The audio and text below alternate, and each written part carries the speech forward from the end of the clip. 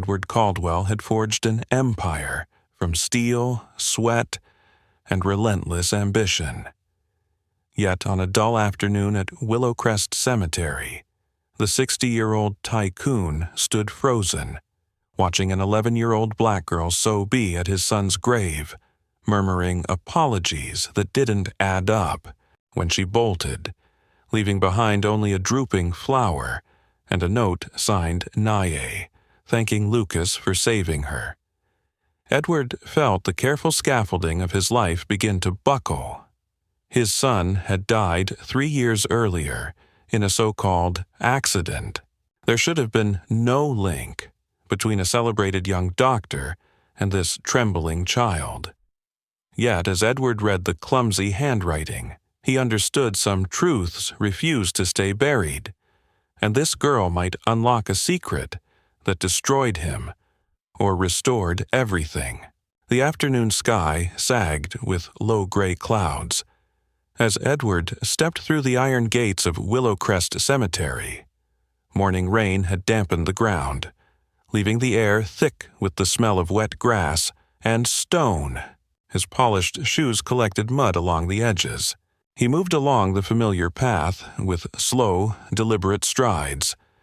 This visit was a ritual he repeated every year, and it never hurt less. Edward Caldwell, founder of Caldwell Dynamics, was a self-made billionaire whose presence had dominated boardrooms for decades. But among the quiet rows of headstones, his clout meant nothing. Here, he was just a grieving father, visiting a grave that should have belonged to someone much older. Dr. Lucas Caldwell had been gone 3 years now, stolen by a violent car crash at 31. 3 years of guilt and sleepless nights. 3 years of replaying arguments he wished he could take back. Edward rounded a stand of old oaks and stopped short.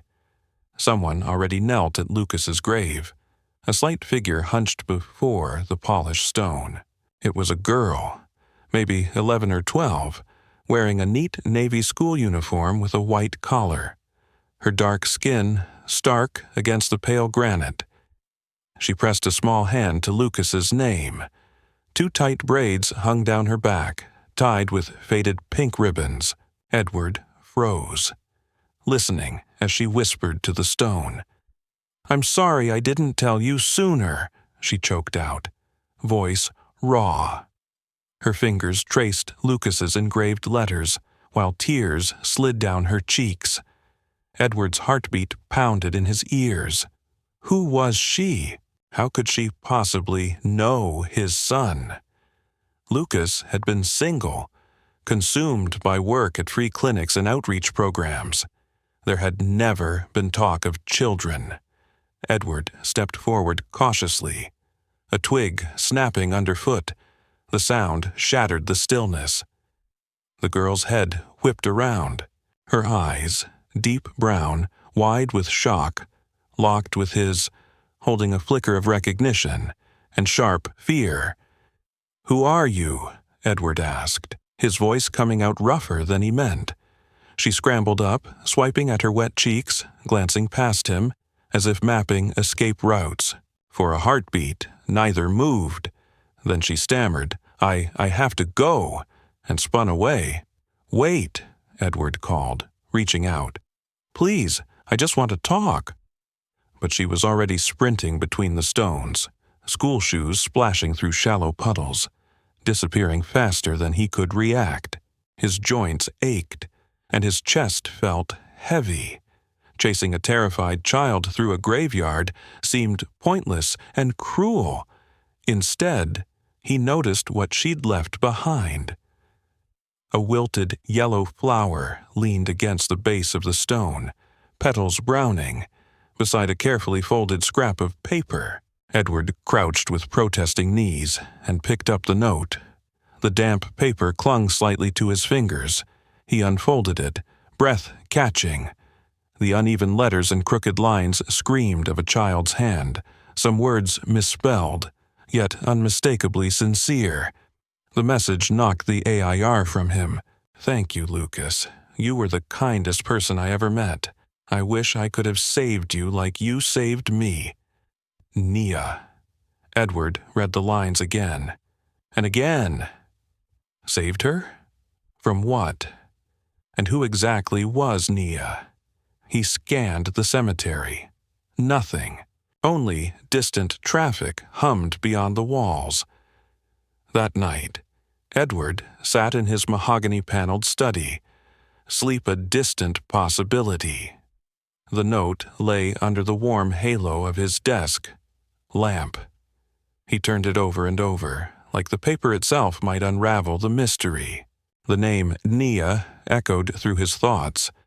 He'd believed he knew his son better than anyone. Lucas was so relentlessly compassionate, volunteering at clinics, funneling his own salary to shelters, always choosing people over profit.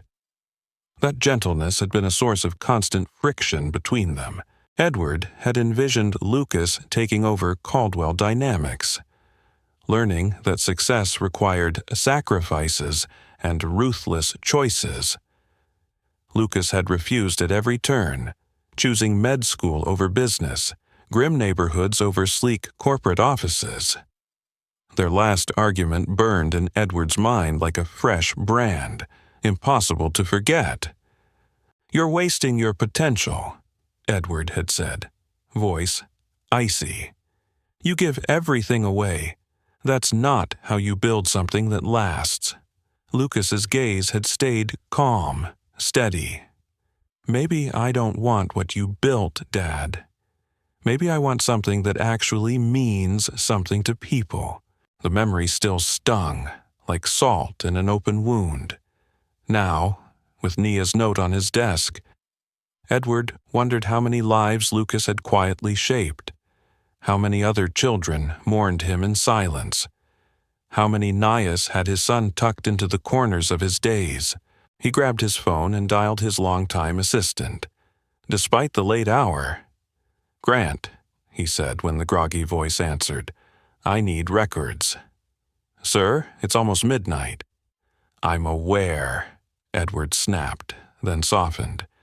"Check all our scholarship programs, the name NIA, and orphanages, children's charities we funded." There was a pause, as Grant woke fully. "Of course, Mr. Caldwell, I'll start now and send you anything I find." Edward hung up, stared drifting back to the note. The name likely appeared dozens of times in databases, maybe nowhere meaningful, but he had to try. The girl's small haunted face kept surfacing in his mind, her expression when she'd seen him, that mix of fear and something like guilt. Dawn finally seeped into the sky, while Edward remained at his desk, nursing bitter coffee and an ache behind his eyes. By 6, his inbox chimed. Grant was calling. "Sir, the name doesn't show up in our scholarship lists," he said. "But I found something else, going through household staff files like you requested." Edward's grip tightened on the phone. "Go on." "Your housekeeper, Naomi Harris, she has a daughter named Nio, 11 years old. I dug up an old staff Christmas photo. I've emailed a T." Edward's heart lurched. Naomi had worked for him over a decade. Quiet, efficient, almost invisible. He knew her reliability, not her life.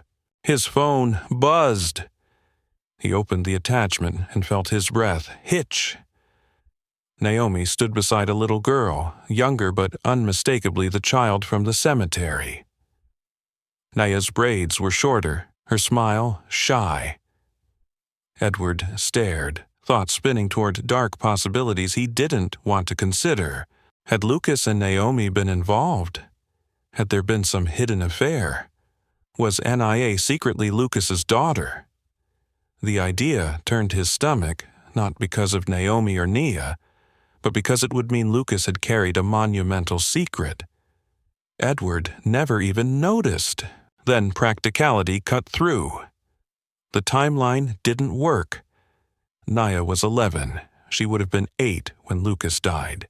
If she'd been his child, legal paperwork, custody arrangements, something official would exist.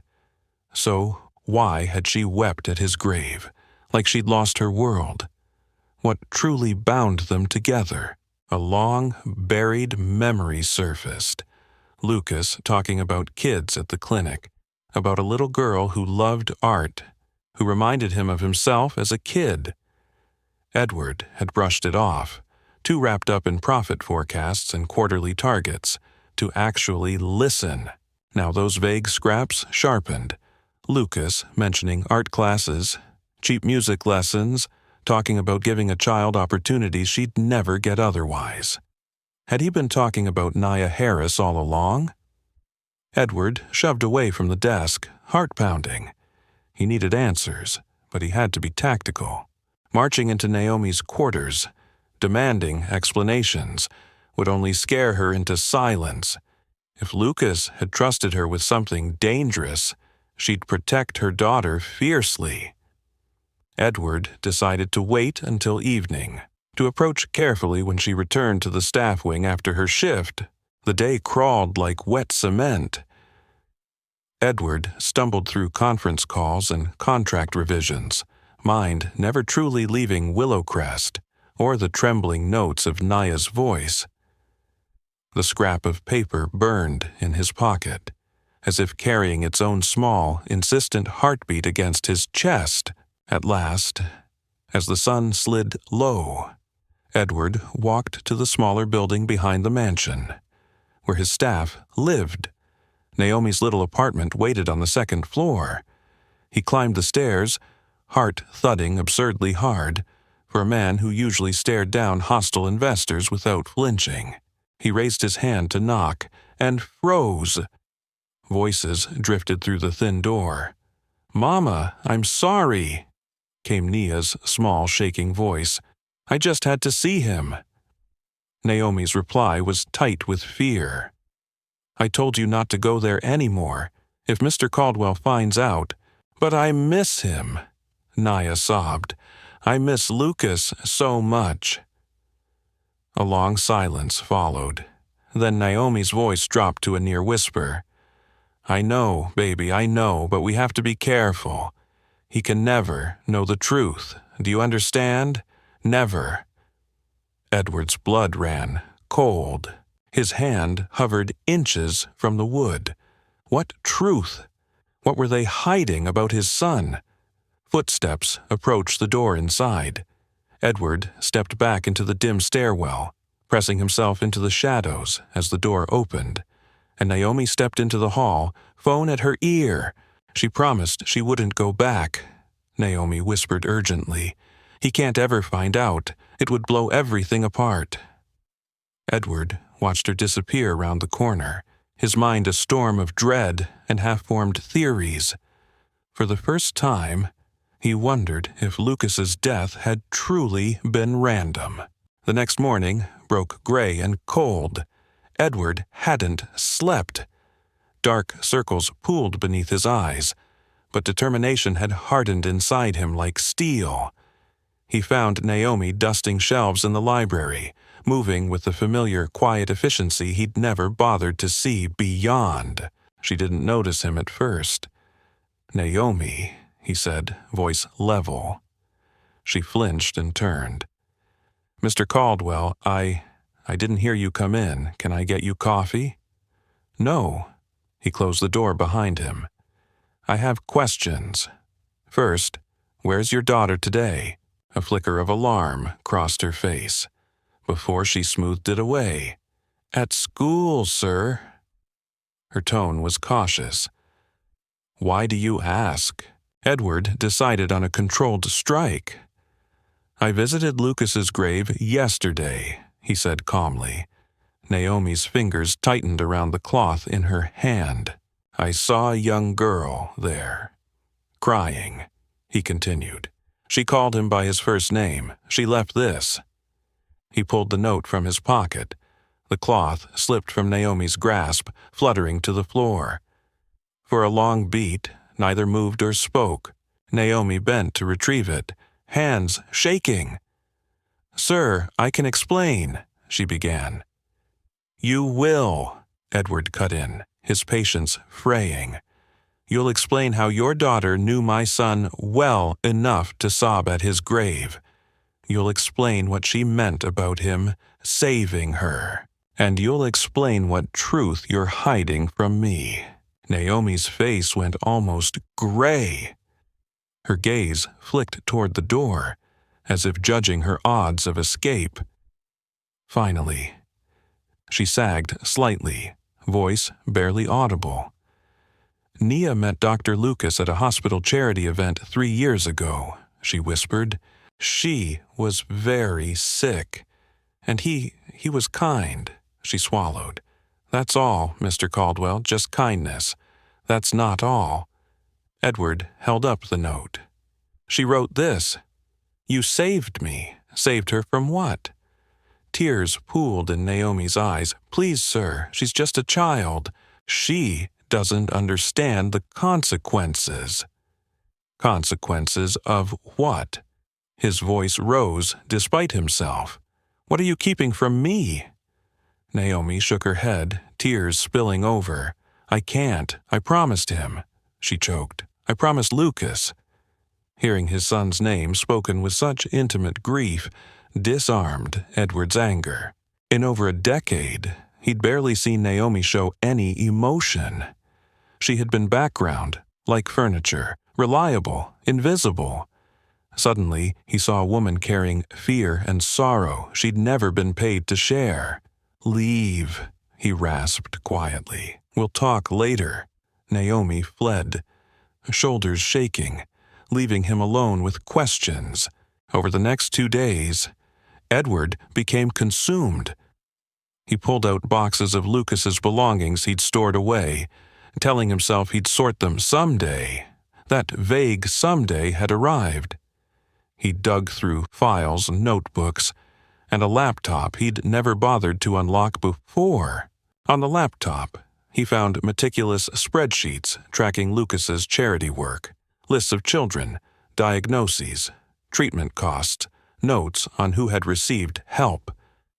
Edward scrolled through line after line, realization tightening his chest. Lucas had quietly built his own kind of empire, one rooted in mercy, not profit. Then he saw it. Nia Harris, age 8 at time of entry. Diagnosis: severe asthma complicated by pneumonia. Estimated cost: $8,000. Status: paid in full by L. Caldwell. A note read, bright kid, mom works hard, the world should be kinder to families like theirs. Edward leaned back, something cracking, open inside. This wasn't a scandal or hidden romance. It was Lucas being exactly who he'd always been, seeing need and stepping in, expecting no recognition. But if it was so simple, why were Naomi and Nia so terrified to talk? He needed more context. Edward drove to the Eastbridge Community Clinic where Lucas had spent countless hours. The building sat between a tired laundromat and a boarded-up mini-mart, the paint peeling, windows spiderwebbed with cracks. His luxury sedan looked absurd, parked at the curb. Inside, the waiting room overflowed. The air reeked of disinfectant. And something heavier. Desperation, maybe. The receptionist barely looked up until he mentioned Lucas's name. Her expression softened. Dr. Luke, she said warmly. Let me grab Nurse Patterson. She practically ran this place with him. An older black woman with kind, sharp eyes and gray-streaked hair emerged. She studied Edward a moment. You said you're his father? Edward Caldwell. Her face filled with sorrow. I'm so sorry. Your boy, he was special. One of the good ones. Edward swallowed.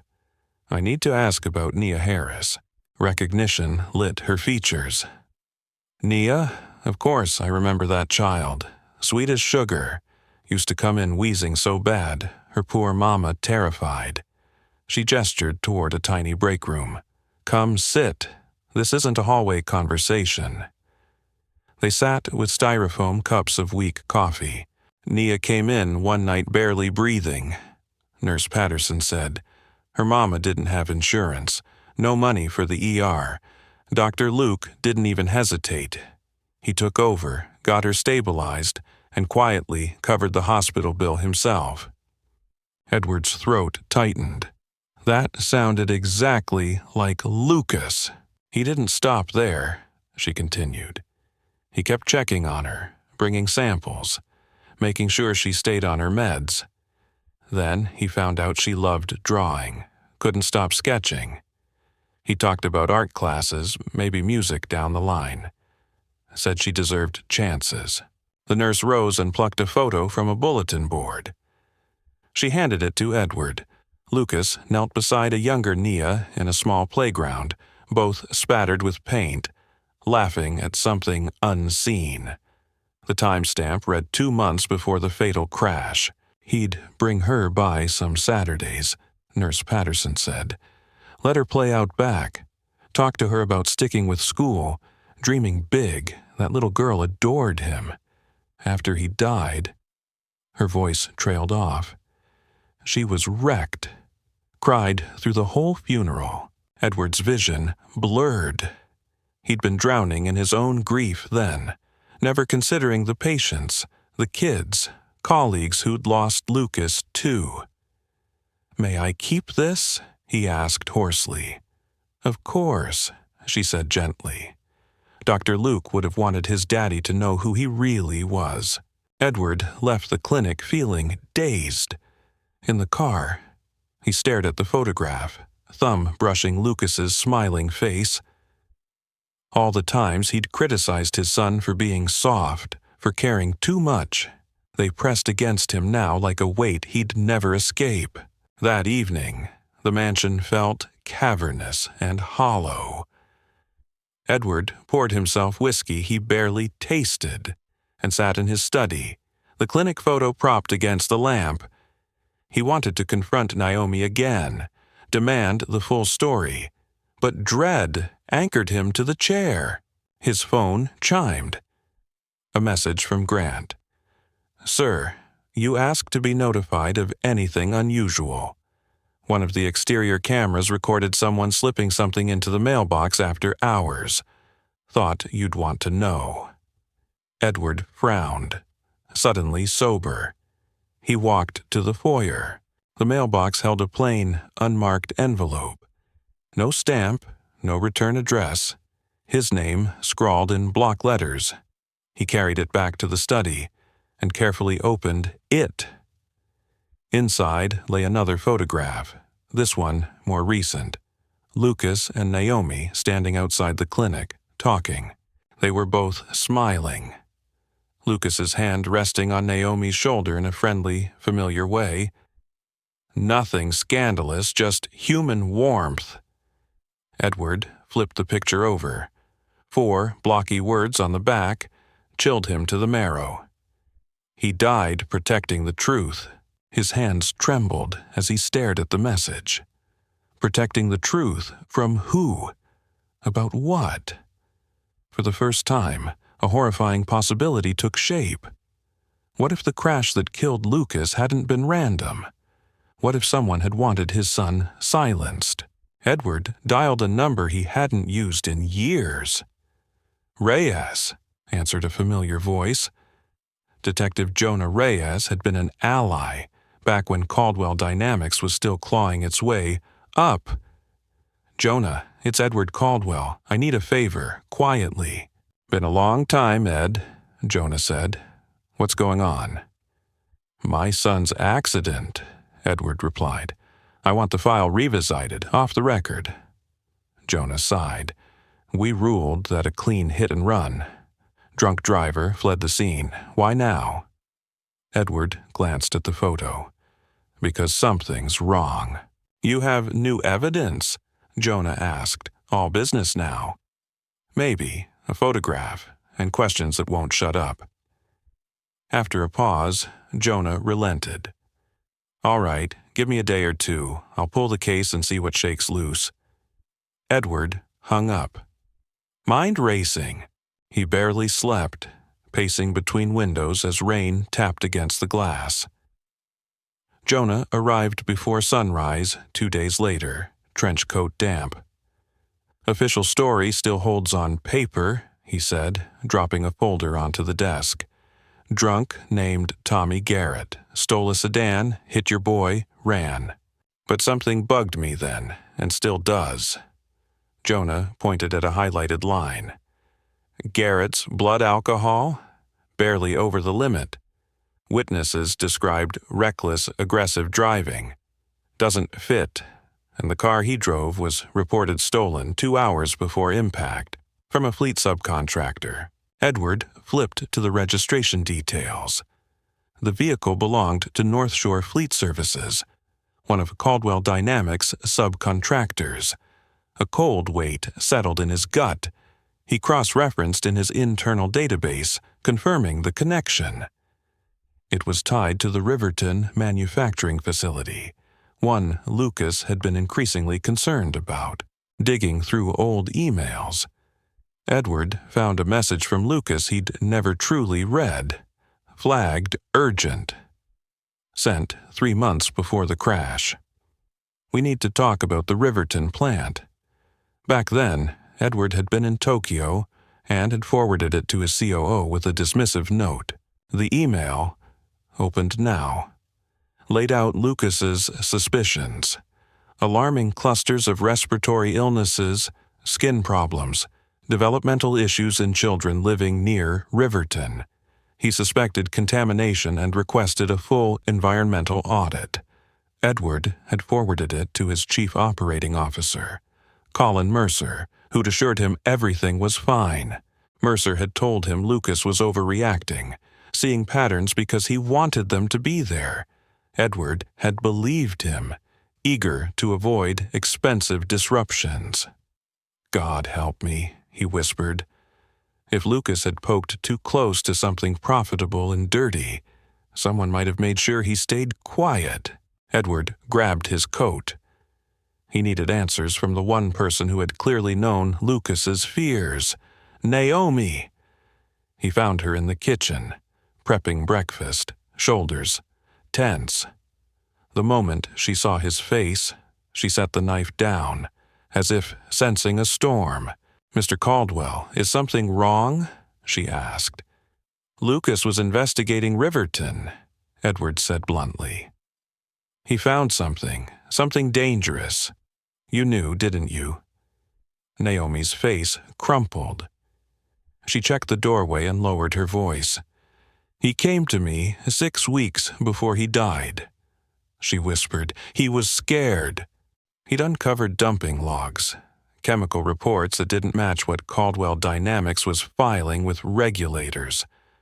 Our neighborhood's water, our air, it was poisoned. He said kids getting sick wasn't just bad luck. Edward felt the room tilt. Why not bring it directly to me?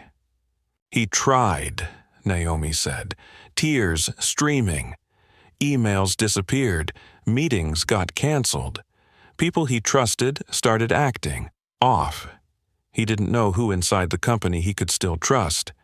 So he came to me. I know the families in that neighborhood. We were collecting statements.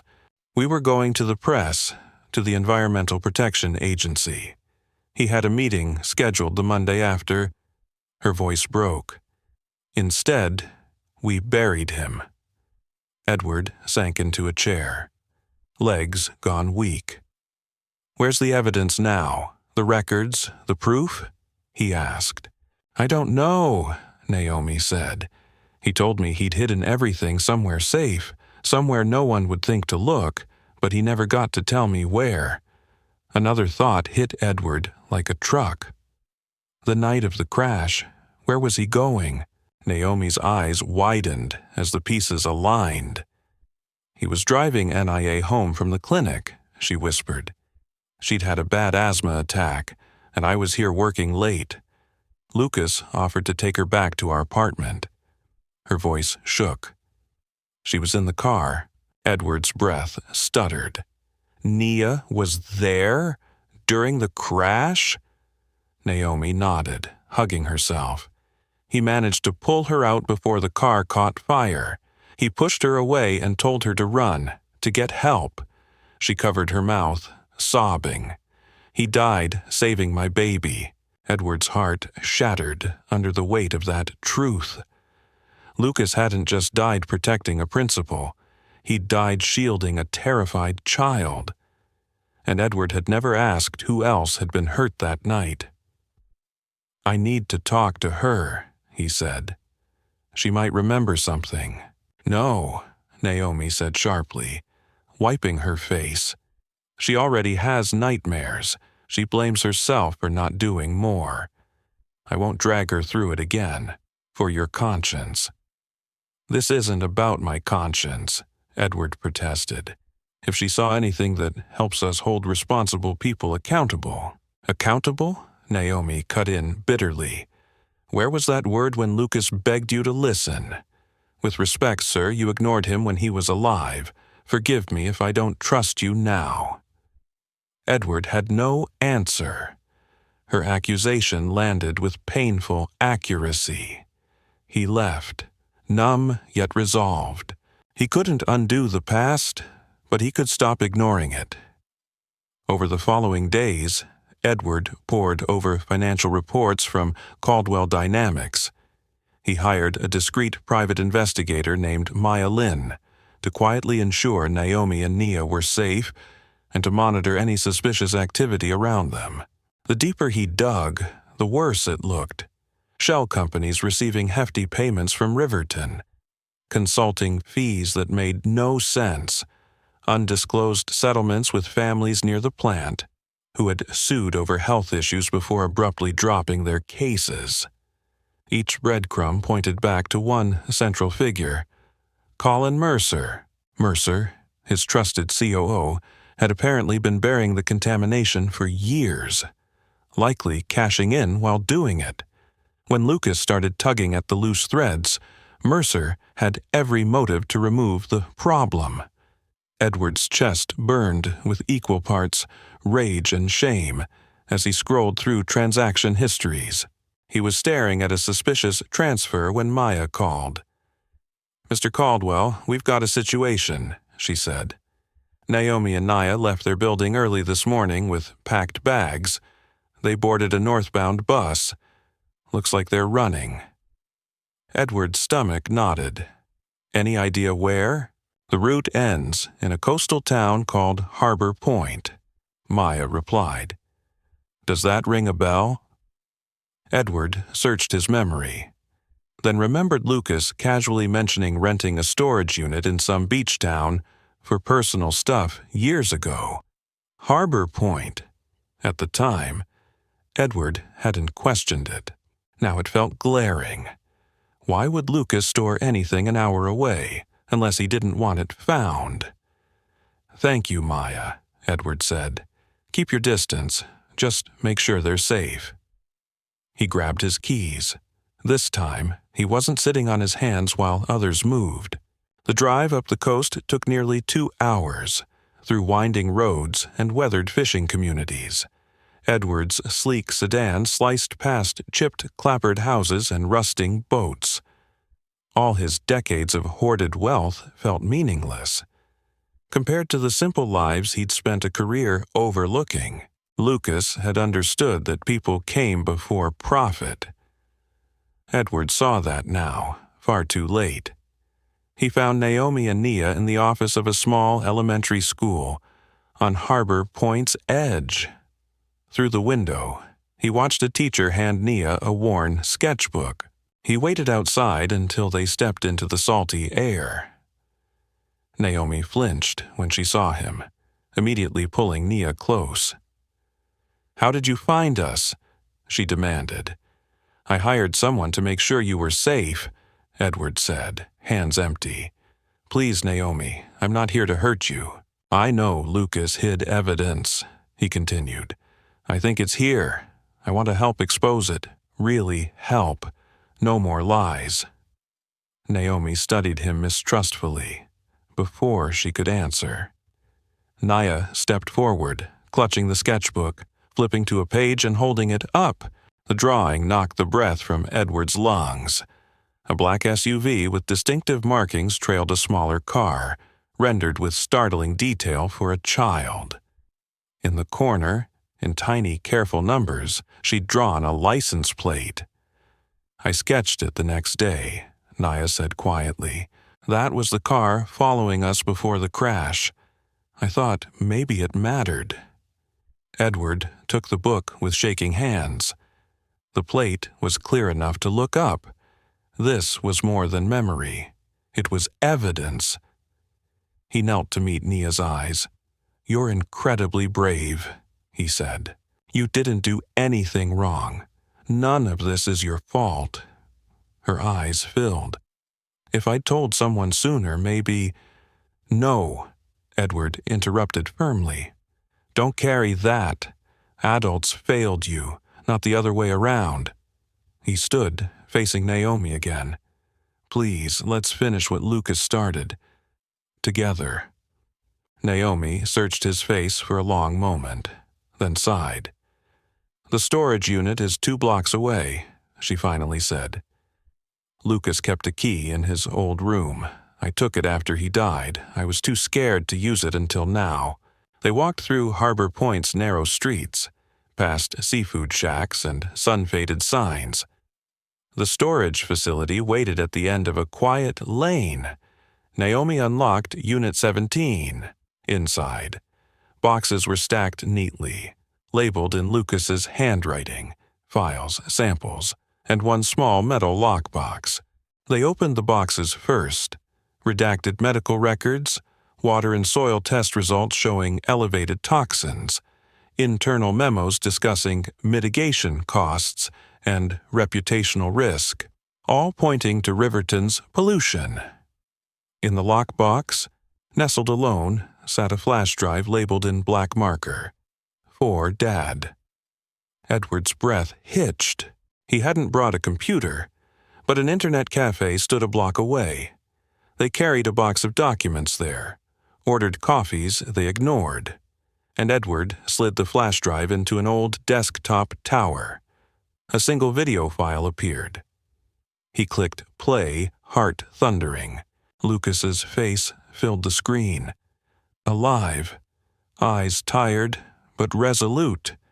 "Hey, Dad," he began. "If you're watching this, something went wrong. I hope I'm just being paranoid, but if not, you need to hear everything." Edward leaned closer as Lucas laid out the whole story. He described Riverton's contamination, internal pressure to stay quiet, Mercer's role in blocking reports and manipulating data. He explained where he'd hidden copies of records, how he'd planned meetings with regulators and reporters.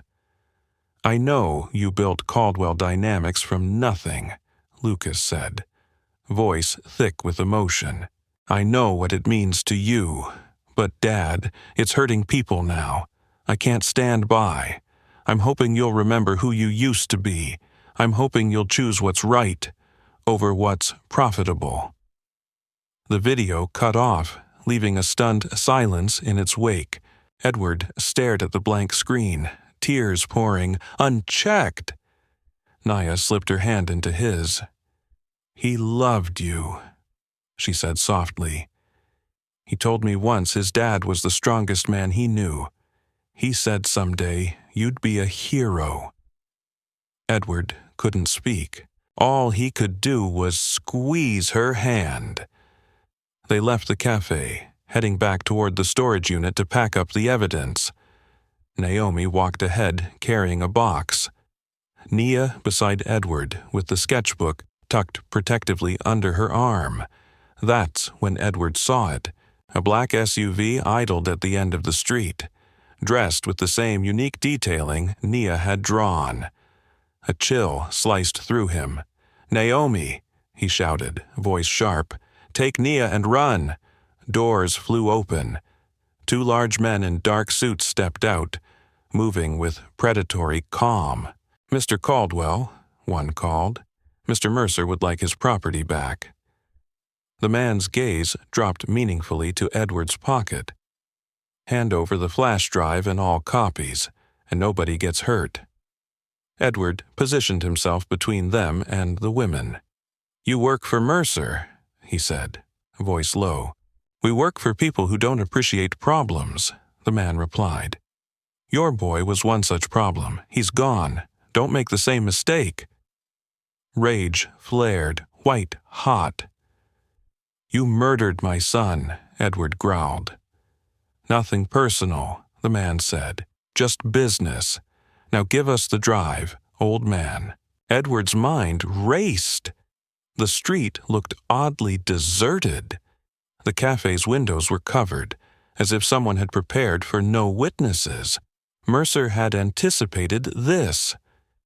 "It's in my pocket," Edward said slowly. "Let them go, and it's yours." "We'll take everything," the second man said, including their silence.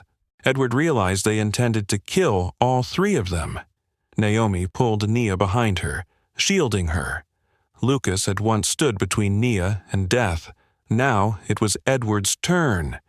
He reached into his pocket, grabbed his phone instead of the drive, and hurled it at the nearest thug's face. The man flinched, cursing, and Edward yelled, "Run!" Naomi grabbed Nia's hand and sprinted toward an alley. Edward tried to follow, but the second man tackled him hard. His skull bounced off the pavement, stars bursting behind his eyes. A knee drove into his back. "Stupid old fool," the man snarled, grinding him down. Through the ringing in his ears, Edward heard Naomi scream. He twisted his head, seeing the other man gripping Nia's arm while Naomi struggled uselessly. "No!" Edward roared, struggling. Then a distant siren cut through the chaos. It grew louder, fast. 3 police cars barreled down the street, lights flashing, tires squealing. "We're done here," the second man shouted, shoving Nia away and sprinting back to the SUV. Both thugs dove in as it screeched off. The cruisers boxed the street, one nearly clipping the fleeing SUV. It still managed to roar, past, and disappear. Detective Jonah Reyes climbed from the lead car, gun drawn, then hurried to Edward's side. "You alive?" he asked, offering a hand up. Edward nodded woozily. "How did you know we were here?" Edward rasped. "Been tracing Mercer's burner phones," Jonah said. "Started pinging near Harbor Point alongside numbers tied to hired muscle. Figured you might be in over your head." He glanced at Naomi and Nia, now surrounded by concerned officers. "Looks like I was right." Edward's body throbbed, but relief flooded him, seeing Naomi and Nia physically unharmed. At the small Harbor Point station, they handed over every document and the flash drive. State prosecutors and federal environmental agents were looped in. Warrants began churning through the system before evening fell.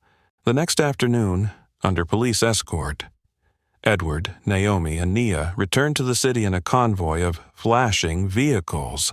Ahead waited reporters, lawsuits, and the dismantling of an empire built on poisoned ground, but also the chance to finally honor Lucas's courage with the truth.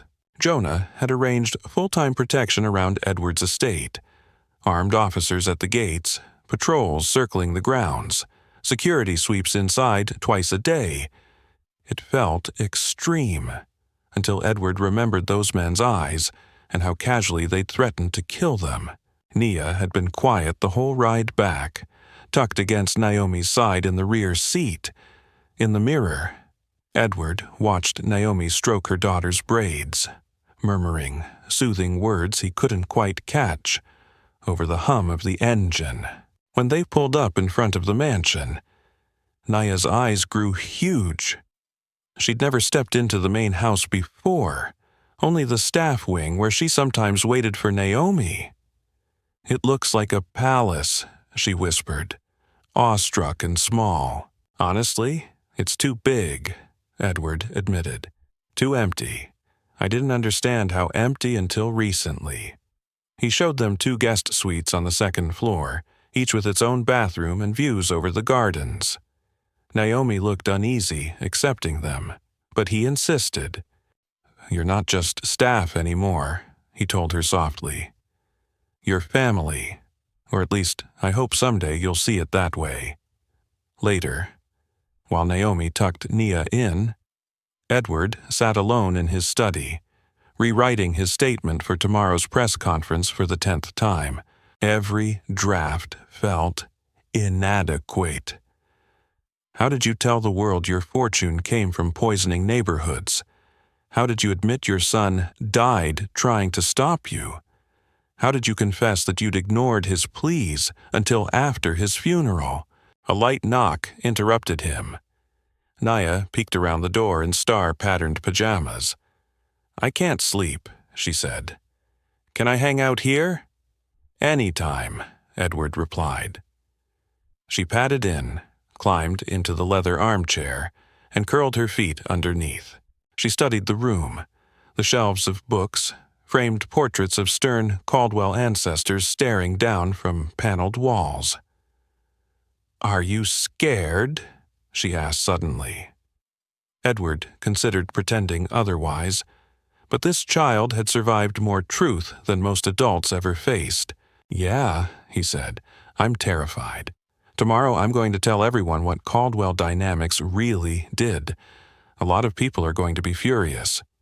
"But you're still doing it," Nia said matter-of-factly. "That's what being brave means. Lucas told me that once. He said being brave isn't about not being scared. It's doing the right thing when your whole body's shaking." Edward felt his throat tighten. "He was a wise man, your Dr. Lucas," he said. "The wisest," Nia agreed solemnly, digging in her pocket. She unfolded a piece of paper and held it out. "I made this for tomorrow." Edward smoothed it carefully. In waxy crayon lines, she'd drawn a man at a podium facing a crowd, with Lucas as an angel hovering above, hand on his shoulder. At the bottom, she'd printed in careful block letters, "Truth wins." Edward's fingers trembled. "Nia, this is incredible. May I keep it?" She nodded. "Lucas is watching. He'll help you be brave." After she left, he slipped the drawing into his suit jacket. Tomorrow, standing under hot lights, facing cameras and consequences, he'd carry that paper as a talisman. Not for his own redemption, though he craved it, but for all the kids like Nia, who deserved safe water and unpoisoned air. Sleep came in ragged pieces, full of dreams where Lucas alternated between accusing him and forgiving him. When dawn finally crept through the curtains, Edward felt exhausted yet oddly steady, as if something had settled inside him overnight. The press conference was set for 10 a.m. at Caldwell Dynamics headquarters. News vans had started clogging the streets before sunrise. Grant fielded hundreds of calls as speculation about environmental crimes and federal raids exploded across every network and feed. Edward, dressed in the same charcoal suit he'd worn to deliver a keynote at a national business summit 2 years earlier. Back then, they'd hailed him as a visionary titan of industry. Today, he planned to dismantle that polished myth in front of everyone. Before leaving, he stopped in the breakfast room where Naomi and Nia were finishing pancakes. Nia hopped down and ran to him. "Remember," she said, pressing her palm over his heart. "Lucas is right here." Edward knelt and hugged her tightly. "Thank you for everything," he whispered. The ride to Caldwell Tower felt simultaneously endless and too quick. Jonah sat beside him in the armored sedan, with police cruisers bracketing them front and back. "This detail isn't optional," Jonah had insisted. Mercer's still desperate. As they rolled up to the plaza, Edward saw the crowd. Reporters with cameras. Employees clustered in anxious knots. Protesters hoisting signs about clean water and corporate murder. His entire world had converged on this one churning, expectant patch of concrete. Grant met him at a side entrance, looking like he'd aged 5 years overnight. "Sir, the board is demanding a private meeting. They're threatening legal action if you go through with this." "They can threaten all they want," Edward said. "Is everything ready? Podiums set. Audio checks out. Document packets went to major outlets an hour ago," Grant answered. "But are you absolutely certain?" "I've never been clearer about anything," Edward said. They moved toward the main atrium, the murmur of the crowd growing louder with each step. "You don't have to stand up there alone," Jonah murmured. "I can be beside you." Edward shook his head. "This is my company, my mess, my responsibility. I need to face it myself." He pushed through the doors into the hall. Camera flashes exploded. Hundreds of faces turned toward him, hungry for scandal or blood or a miracle. Edward stepped to the podium, adjusted the mic, and slipped Ania's drawing from his pocket long enough to feel the paper's comforting texture under his fingers. "Good morning," he began, voice surprisingly steady. "I'm Edward Caldwell, founder and CEO of Caldwell Dynamics. I'm here to talk about crimes my company committed, crimes I failed to see, or chose to ignore. I'm here to talk about my son, Dr. Lucas Caldwell. He died trying to stop those crimes. Today, this all ends." He'd prepared an eloquent opening, but these blunt words felt truer. 3 years ago, Lucas was killed in what looked like a random car accident. I mourned, but never questioned it. That was my first mistake. My second was refusing to listen to him when he was still alive. Edward detailed the illegal dumping at the Riverton plant, forged environmental data, payoffs to inspectors, families poisoned by toxic runoff, and children with lifelong illnesses. He named Colin Mercer as the architect of the cover-up, and explained the evidence linking Mercer to Lucas's staged accident. The room had gone eerily quiet. No shouted questions, only furious typing and stunned faces. Even seasoned reporters seemed shaken. "My son valued honesty more than profit," Edward said, his voice gaining strength. "Today I mean to honor him by—" The lights died mid-sentence. Gasps rippled through the hall. Emergency lighting snapped on, bathing everything in a dim, bloody red. Edward's security team surged forward, pulling him away from the podium. "What's going on?" he demanded. Jonah was already barking into his radio. "Fire in the main server room, 3rd floor," came the reply, spreading fast. Alarms screamed. Sprinklers erupted, soaking the crowd in mist. Smoke began seeping into the corridor. "This isn't an accident," Jonah shouted. "This is sabotage. Everyone out, now." Edward's mind leapt ahead. The servers, the central archive for decades of company records, backup drives, emails, everything that could corroborate Lucas's files was up there. "Where's the flash drive from Harbor Point?" he yelled to Jonah over the chaos. "Locked in the secure evidence cabinet. Why? If those servers burn, that drive might be the only complete set left." Understanding dawned on Jonah's face. He snapped more orders into his radio. Security began funneling people toward exits. As the smoke thickened, through the haze, Edward noticed someone moving against the tide, heading deeper into the building. A familiar figure in a simple blouse and slacks. "Naomi!" Terror punched through him. She should have been at the estate. "Naomi!" he shouted, but his voice drowned in the alarm. Breaking from his guards, he chased after her up the stairwell. The higher he climbed, the hotter it grew, heat licking his skin, smoke clawing at his lungs despite his makeshift jacket. "Mask," He found her on the third-floor landing, battling a fire extinguisher. The server room door was a roaring wall of flames. Naomi kept trying to blast a gap through, coughing hard. "What are you doing?" Edward grabbed her arm. "We have to get out." "The drive," she choked. "I brought it here. Thought it'd be safer than your house. Gave it to Grant. He said he'd lock it in your office safe." Edward's stomach dropped. His office was just down the corridor, beyond the inferno. If the fire reached it, Lucas's last safeguard would be ash. "Stay here," Edward said. "I'm going."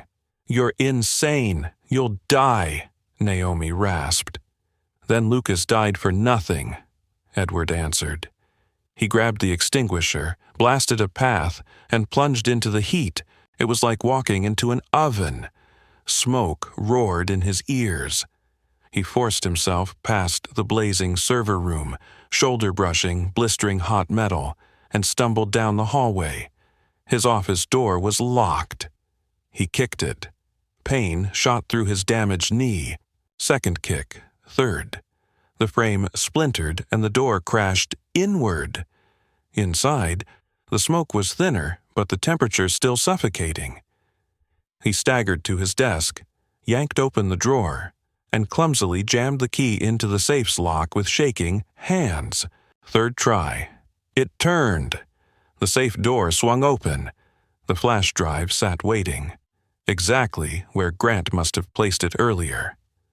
Edward snatched it and turned toward the hallway, only to see a figure in the doorway, outlined by flames. Colin Mercer. "Did you really think I'd let you torch everything we built?" Mercer snarled. His suit was singed, his eyes wild. In one hand, he held a knife that glittered in the wavering light. "It's over, Colin," Edward said, clutching the drive. "You've lost. Evidence is already out," he added. "Killing me won't stop it." Mercer smirked. "Maybe not, but it'll make me feel a whole lot better." He lunged. Edward tried to dodge, but his knee buckled. He crashed to the floor and the drive skittered away. Mercer dove for the flash drive. Edward grabbed Mercer's arm. They tumbled, grappling on the carpet as flames chewed through ceiling tiles. Edward was older, injured, lungs burning. Mercer was stronger, adrenaline-fueled and desperate. The knife arced downward toward Edward's chest. Edward caught Mercer's wrist, muscles screaming, blade hovering inches from his throat. "You murdered my son," he gasped.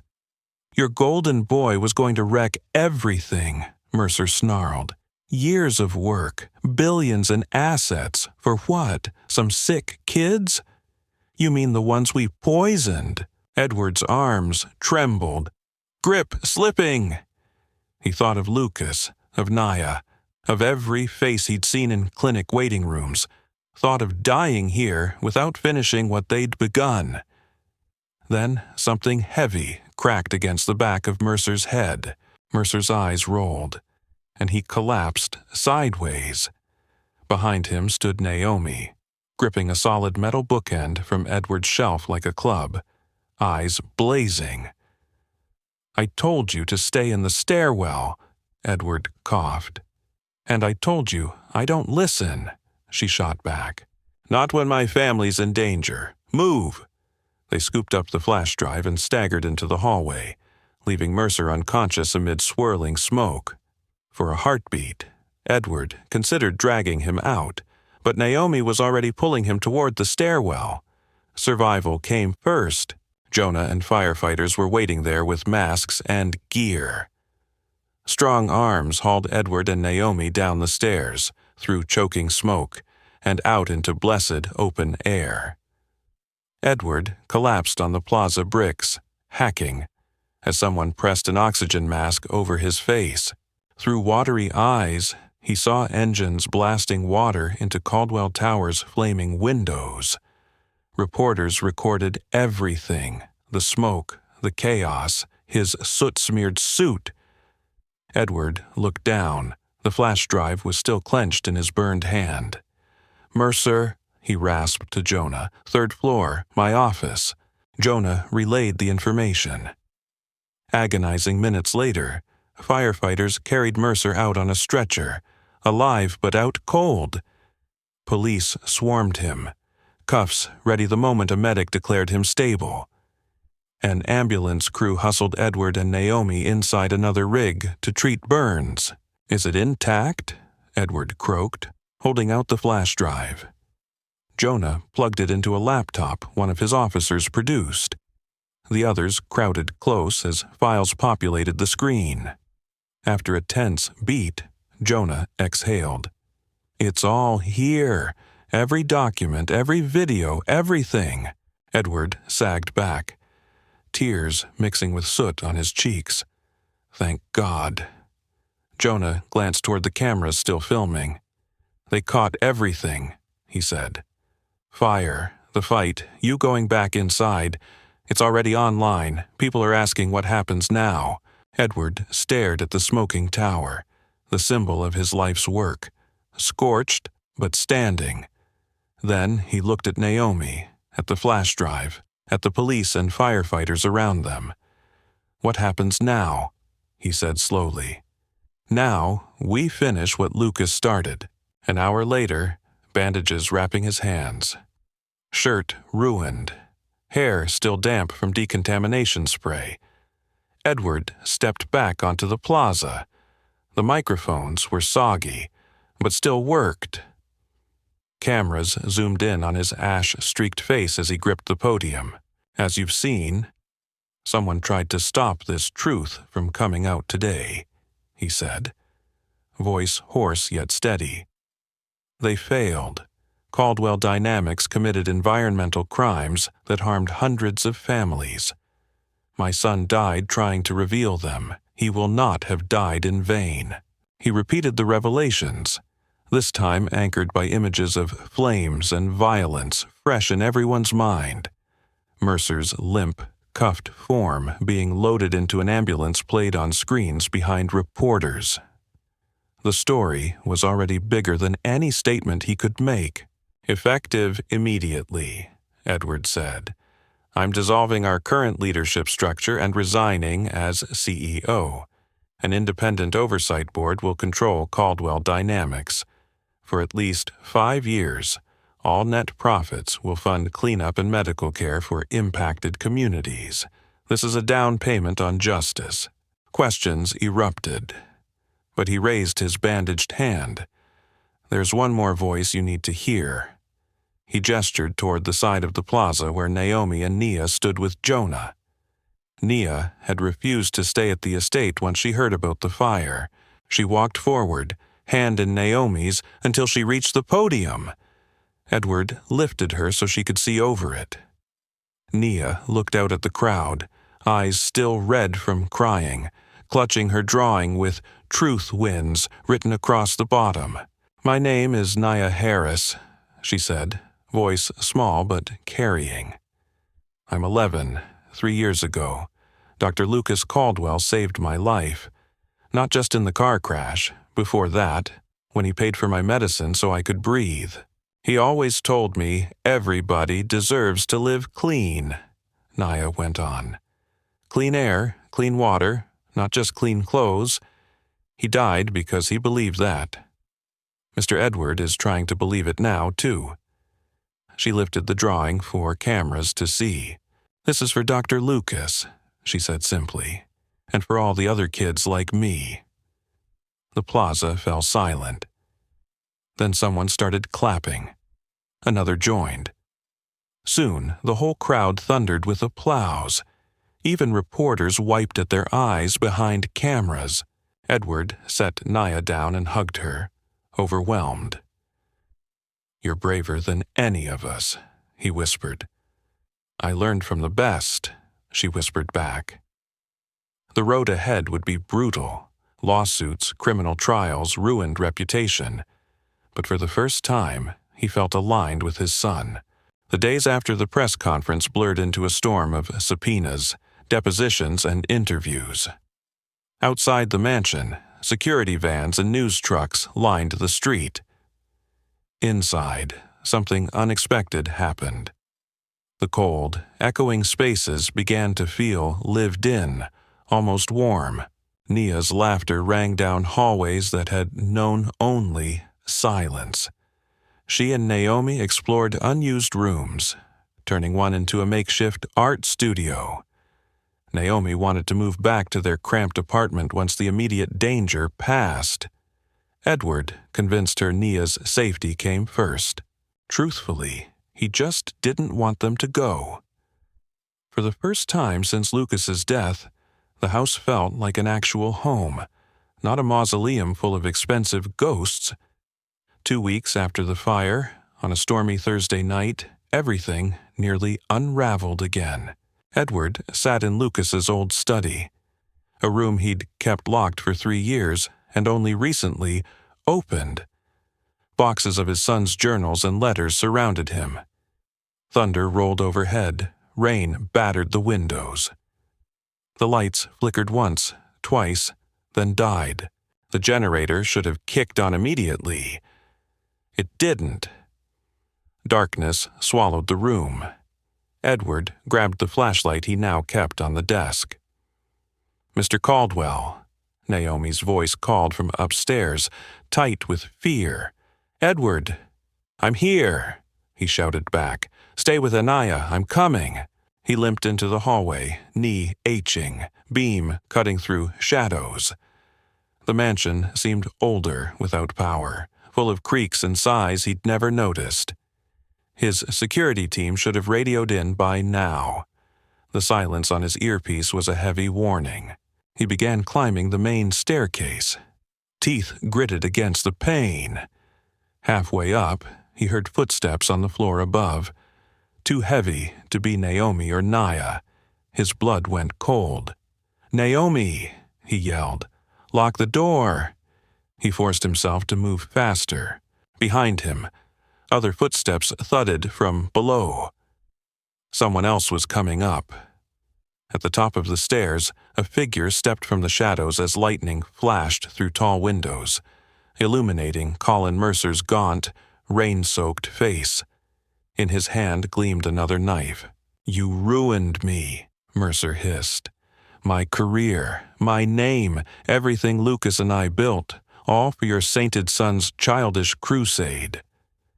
Edward's heart pounded. "You were arrested," he said, stalling while he calculated. "How did you—" "Bail," Mercer sneered. "My lawyers are competent. Yours apparently aren't." 2 more men in dark clothing appeared at the top of the stairs behind Edward. Guns visible, the same hired muscle from Harbor Point. Edward was trapped between them, injured and unarmed, with Naomi and Nia somewhere down the hall. He straightened anyway.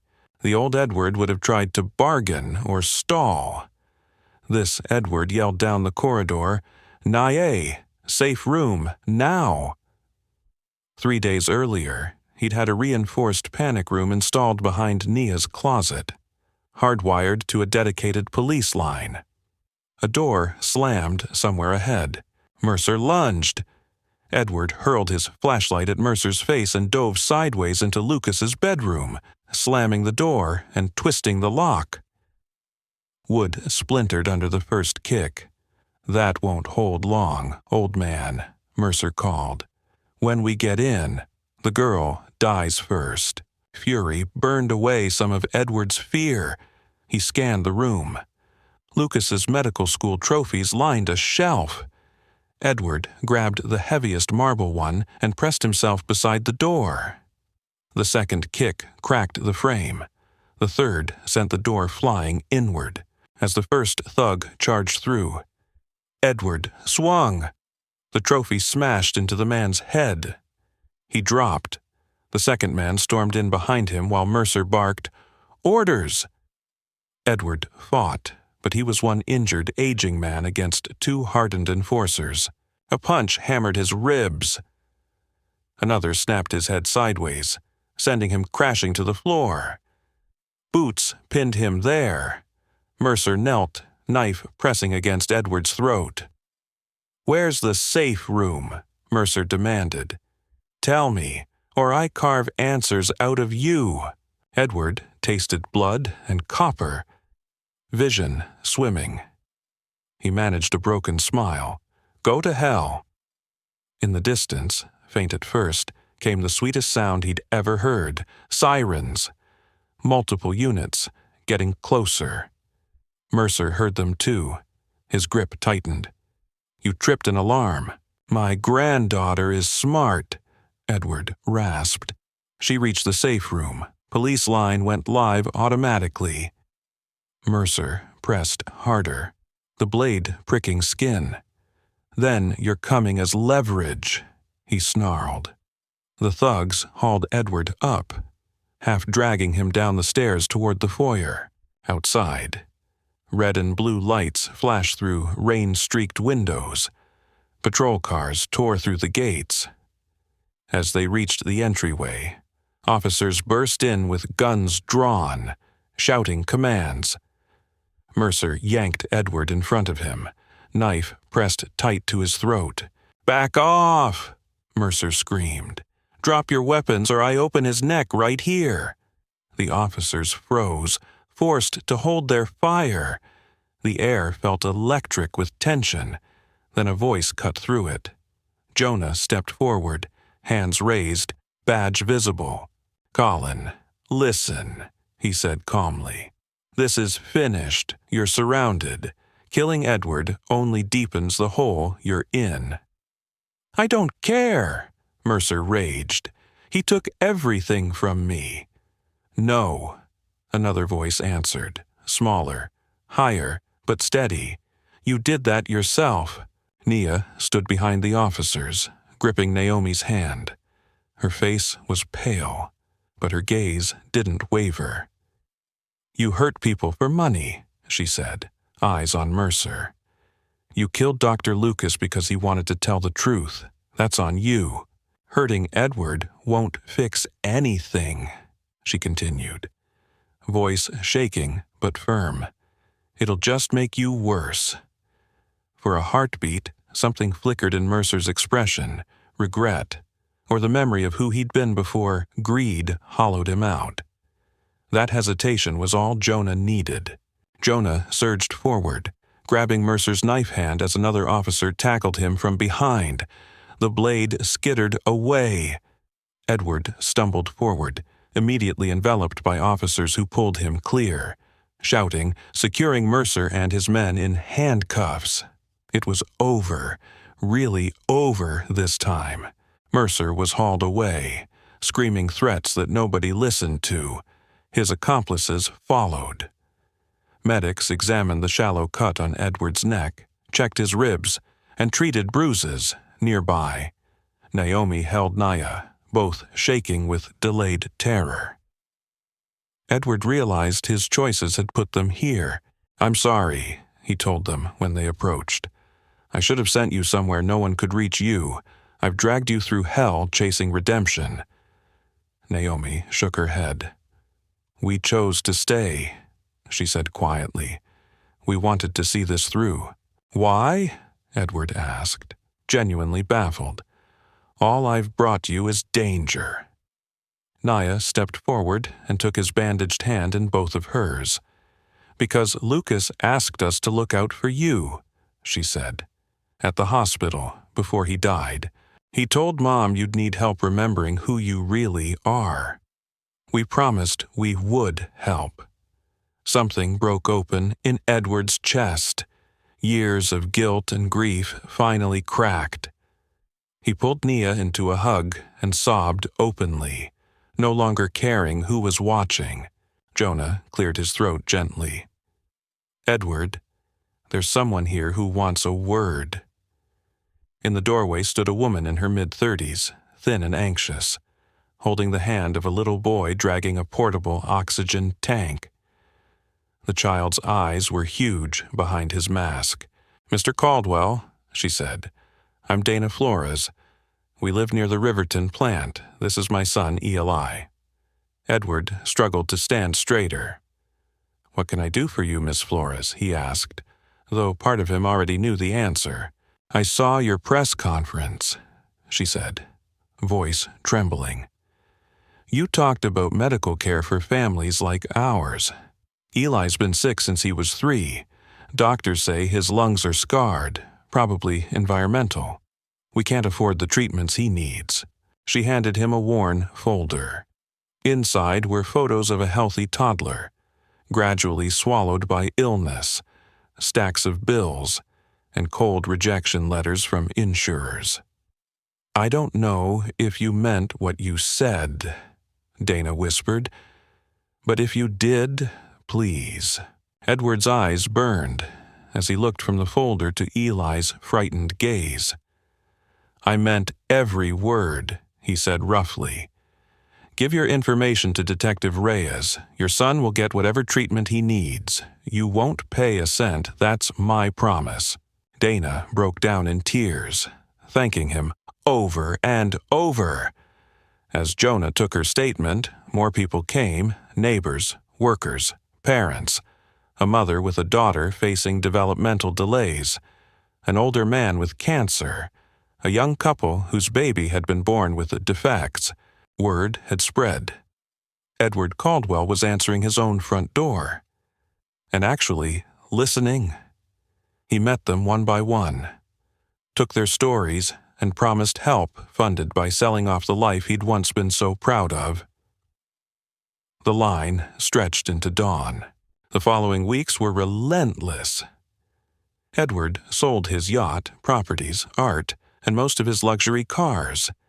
He kept only the mansion, and that only because it now housed Naomi and Nia, the closest thing he had to family.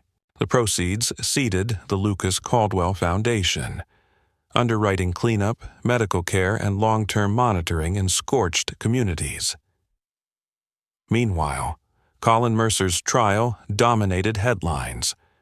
Prosecutors laid out corporate fraud, environmental atrocities, and conspiracy to murder. The evidence was crushing. Lucas's recorded message played for the jury, Naomi testified. Nia bravely described the crash and the SUV that stalked them. Edward took the stand and confessed his failures, without excuses. On verdict day, he sat between Naomi and Nia, palms sweating. Mercer, in an orange jumpsuit, stared straight ahead as the jury foreperson read. On the charge of corporate manslaughter, guilty. On conspiracy to commit murder, guilty. On all environmental counts, guilty. The judge sentenced him to life, with no parole possible for decades. As deputies led Mercer away, he glanced once at Edward. There was no rage anymore, just a hollow emptiness. Edward felt no triumph, only sorrow for the lives Mercer had shattered, including his own. Outside, reporters swarmed again. Edward kept his remarks brief. He thanked investigators and prosecutors, pledged continued cooperation, and reiterated his commitment to rebuilding what Caldwell Dynamics had broken. Then Nia tugged his sleeve. "Can we go to Willowcrest?" she asked quietly. "I want to tell Dr. Lucas what happened." They drove to Willowcrest Cemetery that afternoon. Just the 3 of them. Edward followed the now familiar path to Lucas's grave. But this time, he didn't feel alone. Nia held one hand, Naomi the other. Someone had already left fresh flowers. Edward knelt, knee stiff but functional, and pressed his palm to Lucas's name the way Nia had that first rainy day. "We did it, son," he murmured. "Mercer's behind bars. Cleanups started. Families are getting care. It's not enough, but it's a start." Nia knelt beside him and set down a new drawing. It showed 3 figures at a grave, with Lucas smiling above them. "I added us," she said, "because we're a family now. That's okay, right? Sharing him?" Edward pulled her into his arms, eyes stinging. "I think Lucas would love that," he said. They sat there together in the soft quiet. 3 people bound by loss, love, and a promise to honor a good man's life with better choices. 6 months later, Edward stood at the edge of the former Riverton site. The smokestacks were gone, the plant demolished. Fresh soil and test wells dotted the landscape. In their place, steel skeletons of a new building were rising against the sky. The sign on the construction fence read, "The Lucas Caldwell Community Health Center." It would offer free primary care, mental health support, environmental testing, and education. Naomi had helped design it with neighborhood residents, centering what they said they truly needed. A temporary clinic already operated in trailers nearby. Edward visited often, listening to stories from patients whose illnesses traced back to his old bottom line. "Mr. Edward," Naya shouted, racing across the lot in an oversized hard hat. She'd become the project's unofficial mascot. "Come see, they're putting up the sign," she said. Edward followed her to where workers hoisted the main entrance plaque into place, the Dr. Lucas Caldwell Center for Health and Justice. Below, in bronze, was a quote from Lucas's journal. "Healing begins when we choose people over profit." A small crowd clapped as the bolts were tightened. Edward spotted Dana and Eli, now running around without an oxygen tank, the elderly man whose cancer was in remission, the young couple's baby, chubby and grinning, dozens of families whose lives were finally turning. Naomi stepped to his side, watching the sign settle. "He'd have adored this," she said. "Yeah," Edward agreed softly. "He would have." That evening, they drove back to the mansion for their usual, quiet dinner, a ritual that had become the anchor of his days. They ate together at the smaller kitchen table, rather than the cavernous, formal dining room. Edward now knew that Naya preferred extra syrup on waffles, that Naomi hated olives, that shared meals did more for healing than any board meeting ever had. Afterward, Naya grabbed his hand. "I want to show you something." She led him to the former formal sitting room, now her art studio. The walls were covered with drawings and paintings, moments from the last year etched in color and line. "I've been working on this for the center's lobby," she said, pulling a canvas from behind the easel. It showed Lucas in his white coat, surrounded by kids of every shade. His hands extended, a smile warm and open. At the bottom, she'd painted, "Dr. Lucas Caldwell. He chose truth over power." Edward stared, overwhelmed. "Nia, this is extraordinary. When did you learn to paint like this?" "Mom signed me up for classes," Naya said proudly, "with the school money you gave us. My teacher says I'm really good." "You're more than good," Edward said, voice thick. "You've got his heart. You see people the way he did." Naya hugged him. "That's because good people taught me. Lucas first, then Mom, then you, later, after Nia went to bed." Edward and Naomi sat on the back porch, watching fireflies flicker across the gardens. Warm summer air wrapped around them. The chaos of courtrooms and cameras felt far away, replaced by crickets and distant city hum. "I've been thinking about what comes next," Naomi said carefully. "The trial's done, the foundation's running, cleanup's underway. Maybe it's time Nia and I looked for our own place." Panic flared in Edward's chest before he could tamp it down. "Did something happen? Did I do something wrong?" he blurted. "No," Naomi said quickly. "You've been more generous than we could ever repay. It's just, we've been living in your home, eating your food. At some point we should stand on our own again." "What if I don't want you to go?" Edward asked before he could stop himself. "Not as employees or charity cases, as my family." Naomi blinked, surprised.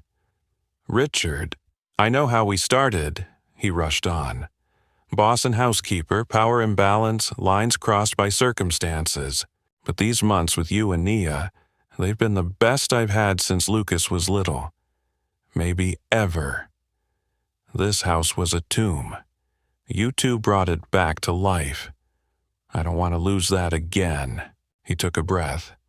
"I'm not asking for anything romantic or complicated, just stay. Let me be Nia's grandfather in everything but blood. Let me be your friend, your ally. Let us choose each other as family." Naomi was quiet a long time. Then she squeezed his hand.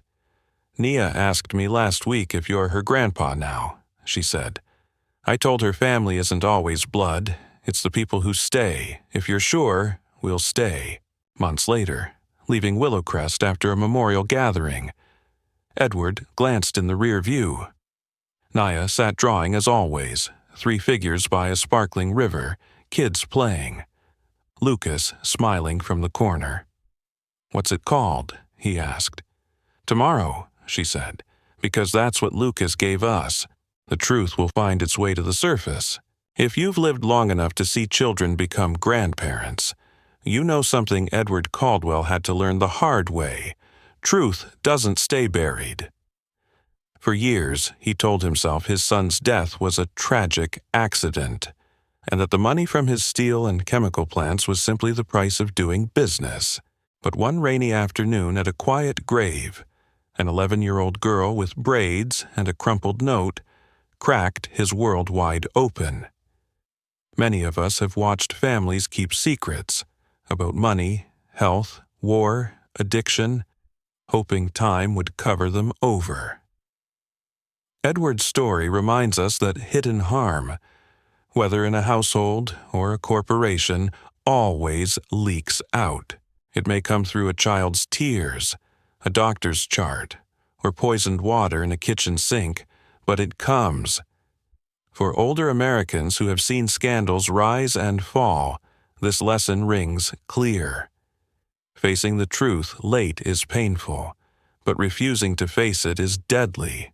It is never too late to take responsibility. By the time Edward understood what his company had done, his hair was gray, his body tired, and his only son buried. It would have been easy to shrug and say, "It's too late now." Instead, he walked into the spotlight, admitted his failures on live television, and risked his own safety to protect the evidence his son died to preserve. Many of you know what it is to look back and wish you had listened sooner to a spouse, a child, a doctor, or your own conscience. Edward cannot bring Lucas back, and neither can we rewrite our yesterdays. But his courage shows that at 70 or 17, we can still say, "The buck stops with me," and choose to make wrong things as right as we can.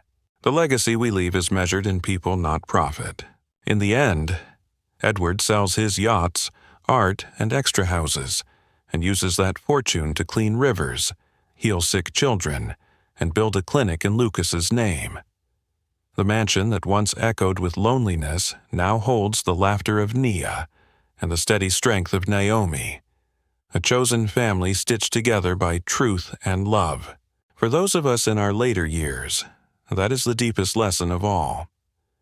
The numbers on a bank statement fade, the buildings with our names on them crumble. What lasts are the lives we protect, the communities we repair, and the children who can breathe easier because we finally chose people over profit. If Edward's journey from denial to courage and sacrifice touched you, I'd love to hear your thoughts. At this stage in your life, what truths have finally come to the surface for you about family, health, money, or the kind of legacy you want to leave behind? Do you believe it's ever truly too late to change course, or can we always choose people over profit, as Edward finally did? Share your story or lesson in the comments. And don't forget to like this video and subscribe so you won't miss future conversations like this one.